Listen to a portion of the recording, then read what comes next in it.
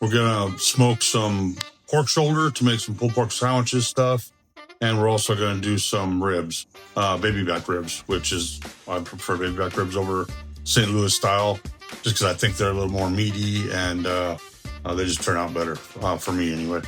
So first thing we're gonna do is gonna go ahead and take the pork shoulders out of the fridge, get them unwrapped. We're gonna pat them dry a little bit. I'm going to use just a little bit of olive oil and coat them a little bit. Some people use mustard for a binder. I just use a little bit of oil or whatever I have handy. And then we're going to just put some pepper and salt on it and get it going in the smoker. Right here you can see we've got the pork shoulder. Some people call it pork shoulder butt. Picnic cushion. There's a lot of different names for it, and I'm just gonna, I got some coarse ground pepper. I'm just gonna coat it pretty good with the pepper. And you don't have to use pepper. I like mine a little more peppery. And then I do also use another seasoning, but I wait till it's done and I pull it and then I add the seasoning to it. It just seems to waste less seasoning that way,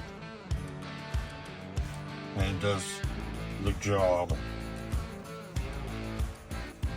And I just go ahead and get every side here with the pepper. You see how with that oil on there, it does bind that pepper pretty good to the meat. Now we will go out and put this on the smoker. It doesn't really matter what kind of smoker you're using, it doesn't matter what brand. Today I'm using the Next Grill Oakford. Just got it the other day, so we're going to try it out. Now most of these have a water pan in them. If they don't, you want to just use a regular steam table throwaway pan and put some water in it. It's always a good idea to keep the moisture going in there. So we're gonna go ahead and turn it on. And I got my grates set where I want them. I'll show you. So you can see the water pans down here on the bottom. I went ahead and filled it up. This is a pellet smoker. I'm using applewood pellets today. So we're gonna set this to 225. Got it turned on, and we're gonna let that rise up to 225, and then we're gonna stick our pork shoulder in. All right, looks like we're up to temp here. So we're gonna go ahead and grab that pork shoulder and put it on. So if you'll see, I put that pork shoulder right in the middle of that water pan. That way all the drippings will go right back into the water pan, not all over the place. And I stuck the probe in there so you can see where the probe temperature is. And we want that to reach about 160 to 170 internal temperature before we take it out. And then we will wrap it in foil in a pan and continue cooking until it reaches about 210 or so, and then it'll be ready to pull apart. Okay, so right now we got the pork shoulders on already in the smoker, and they take like 10 hours or so, sometimes longer. But I'm gonna go ahead and get the ribs ready to put on, so I'm gonna season them up. So I got them all unwrapped. I got about five racks to do. So I got them all unwrapped. I got 2 of them on the pan right now. What I'm gonna do is, from the bottom side, I'm going to start with the pepper, and I got the coarse black pepper, like I did on the pork shoulders. And I'm just going to kind of sprinkle them on there. Okay, and then today I don't have the rub that I normally put together, so I'm just going to use the Famous Dave's rib rub, which is a great rub, and I'm going to go ahead and put it on there pretty liberally. Do a nice coat on them, both sides.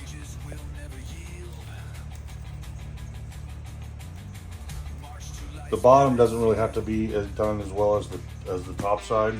Then I'll just go ahead and flip them over here.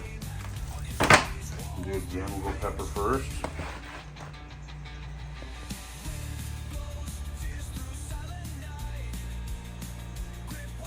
I'll sprinkle it from kind of high above so it gets a good coating. So I'll go with the rib rub. Like I said, I like to put quite a bit on there. Good covering. And after just a couple minutes, it'll start soaking this seasoning in. And so I'm giving it a few hours to actually sit on these ribs. So go ahead.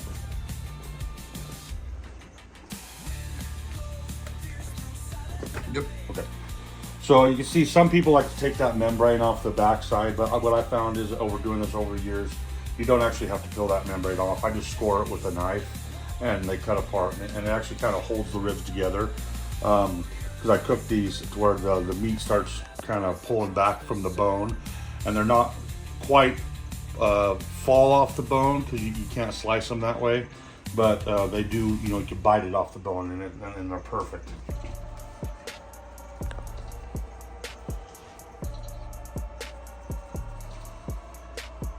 The other side.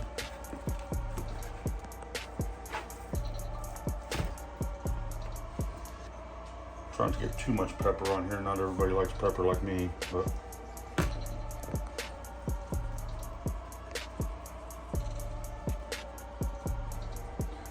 and that's how I season up my ribs. And now I'm gonna let it sit there, put it in the fridge for a few hours, and then I'll throw them on the smoker with the pork butt.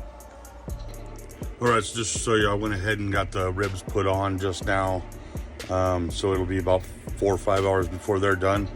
Same thing, I let them go up to about 170 or so is about when they're done. You could bend them and you can see them start to tear in the middle, and they're perfect. Beautiful.